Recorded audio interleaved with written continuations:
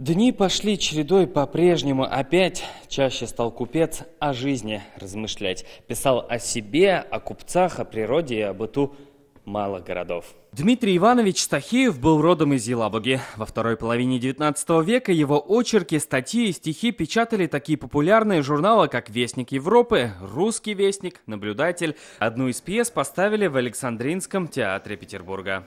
Он был против революции категорически. Он видел, к чему ведет вот эта вот анархия и отсутствие, так сказать, убежденной веры какой-то. И он требовал, то есть пытался внедрить, что в купеческом сословии очень много добрых благотворителей, созидателей.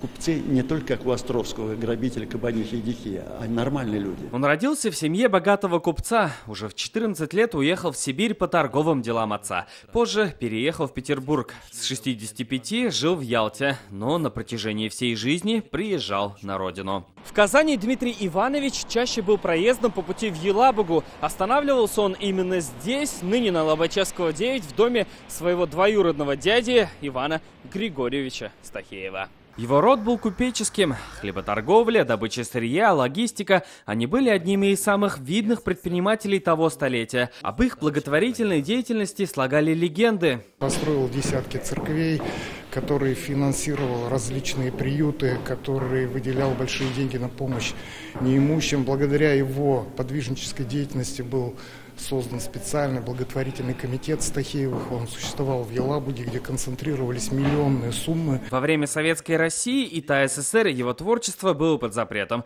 Начиная с 90-х, наследие Стахеева обретает новую жизнь. Возможность не просто вспомнить имя этого большого русского писателя, но более детально перечитать, вернуться к его текстам. И в год столетия ТССР имя татарстанского поэта, журналиста и этнографа снова претендует на то, чтобы стать одним из классических в отечественной литературе. Салават Мухаммадуллин, Ренат Сафин, ТНВ, Казань.